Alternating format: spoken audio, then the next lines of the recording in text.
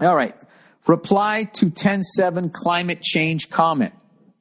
Dear Billy Cue Ball Burr, you know, when you insult me, you really insult yourself, because what you're saying about yourself.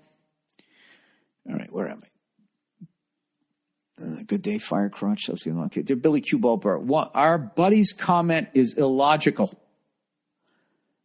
Gee, how about a little background? I don't know what you're talking about. Although I appreciate their input, if they thought about the topic a little deeper, I believe they would come to a different conclusion. Okay, so far, you've just said the last person is full of shit, and if they thought the way you did, they'd come to the conclusion that you've done. All right, issue number 1, whataboutism. You may have heard this term before. No, I haven't. Are you selling me a used car? Hey, Bill, you're a smart guy. I'm sure you've heard this before. But it's basically when someone brings up a separate issue to remove themselves from responsibility. Well, I think they also applied whataboutism when they built the space shuttle. Hey, what if one of these things comes loose? Now, that's whataboutism. Example, Sweden is critical about the U.S.'s pollution threshold. USA responds with, but what about China? Okay, I see what you're saying. All right. This has become an extremely popular mechanism to avoid answering questions or taking legitimate action on most people's topics. Oh, this is the guy that was saying there basically was no global warming or something, right? I can't remember anymore. Especially for the current administration. It's critical for us to be able to point out when someone is using this mechanism to bullshit their way out of something. Okay, I'll look for that. Issue number 2, industrial development. Our buddy mentioned that because China, India, and other countries are at a late industrializing stage, that any action we take towards net zero emissions would be neutralized or useless. This is painfully simple. All right, dude, this is what you need to learn how to do. You need to learn to not talk down to people when you make a point, because you're talking down to him and you're fucking annoying me. I get it. You're smart. You have all the fucking answers here. This is painful to fucking read. I'll tell you, this is a internetism where people don't have the ability to present an opposite opinion without shitting on the other person. All right? That's what I do. All right. This is a painfully simple and linear way to look at a situation. It's not mandatory for a country to follow a specific pattern of industrial evolution. Yeah, but they usually follow what's going to be the cheapest, and I don't think it's going to be going electric and solar and all of that. They're probably going to use what is available for them. Energy is energy. If there is a cheaper way to harness green energy, China and India would drop coal in a heartbeat. This is rudimentary economics. Well, you're also avoiding another thing. I think that this is painfully simple and linear. Okay, because of us, you got fucking oil companies that have been in power for hundreds of years.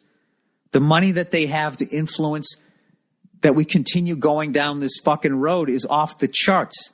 The way they can suppress information, the way they can buy companies that are coming up with cleaner energy and just own their patents and just put it on the back burner.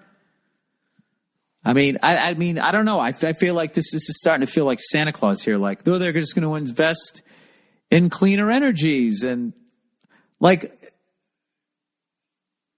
I don't know. I mean, why are we over in fucking the Middle East right now? What are we over there for? To make sure Iraqi people are free? Is that what we're doing? And they just happen to be on top of all that liquid gold there. This is rudimentary economics. It's about accessibility to alternate forms of energy and undercutting the oil industry. Easier said than done, but possible. Yeah, I think you're being painfully simple here.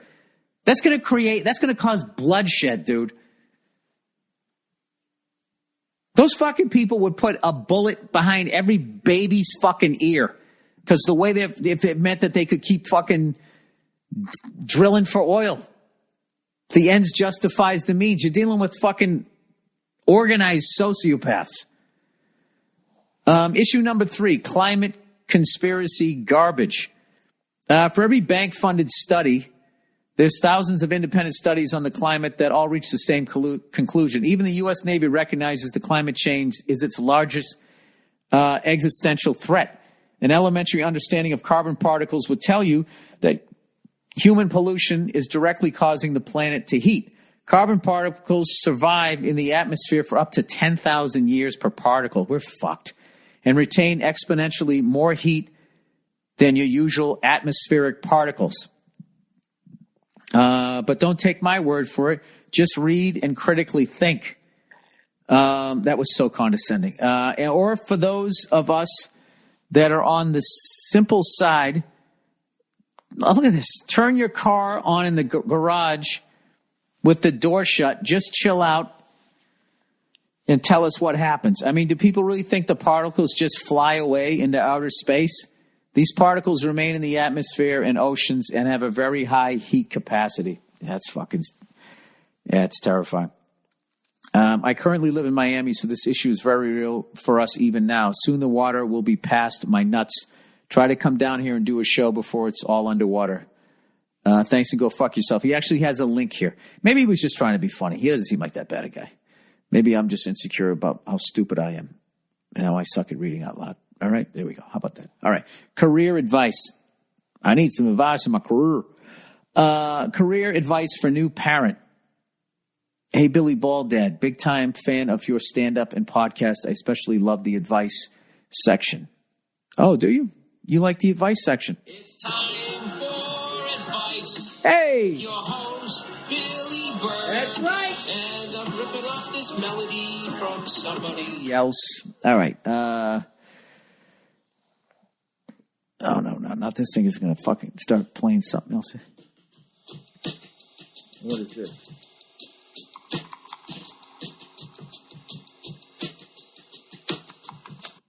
You like that? You always get a little taste of what the fuck I'm listening to. A little taste there. I think that was from actually a podcast listener. Somebody sent me that. All right, where the fuck am I here? Was that enough for you to Shazam it? All right. Conspiracy theory, garbage. Okay, career. Okay, blah, blah, blah, blah, blah, blah, blah, blah. All right, now it's time for me to give you some advice. I recently became a dad about 6 months ago, and I'm head over heels in love with my new daughter. My current job is only 20-minute drive and 7.5 hours days. The job is very easy and laid back and leaves me with a lot of time to spend with my daughter. The bad part is the pay is terrible. Yep, can't have your cake and eat it. And I have to work a side job a couple days a month just to stay out of the red. I resent that term. I have recently been offered a job that pays about 75% more than what I'm making now. This job requires a lot of travel. Most days would require 7 to 8 hours of work, plus 3 to 4 hours of driving or an overnight stay at a hotel. Oh, Jesus. All travel miles and meals expenses are covered by the company and benefits are solid. I would be home on weekends, but during busy weeks, I might leave home on Monday morning and not return until Friday evening. I would be missing a lot of time with my daughter. People say they grow up very quickly, and I want to be there as much as possible. I don't feel like I can keep going with my current job, though. One big car or home repair bill, and I'm in trouble. I can't decide what to do. I could really use some advice from a dad like you. Thanks and go fuck yourself. Your biggest fan in Florida. Jesus, dude, this is a huge one.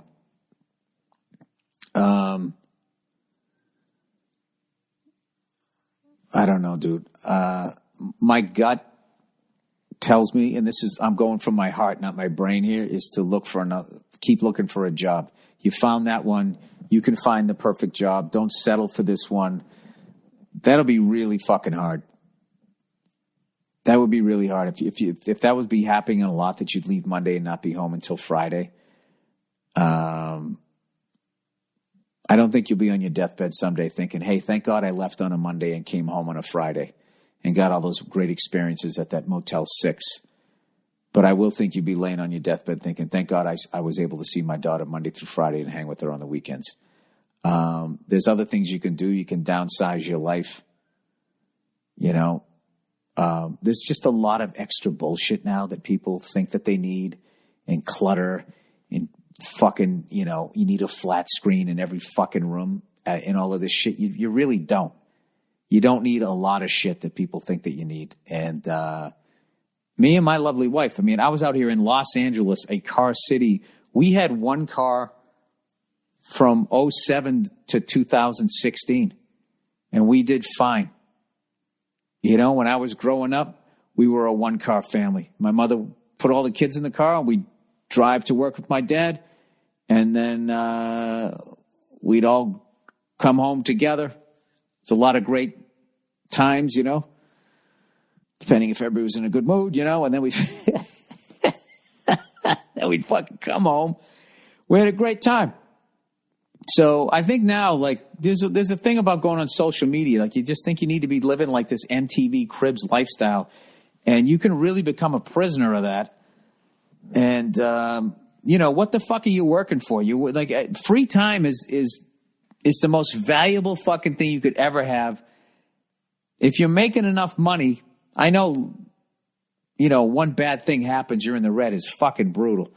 I also understand that. So I don't know what that's like as a kid. So take this with a grain of salt. But I do know what it's like to put together a tricycle and see your daughter riding around on it and having the time to get on your bike and ride with her. It's amazing. So I don't know. I would try and keep looking for jobs. I would talk it over with your wife. In the end, you have to make that decision, though. There's too many variables involved there. All right.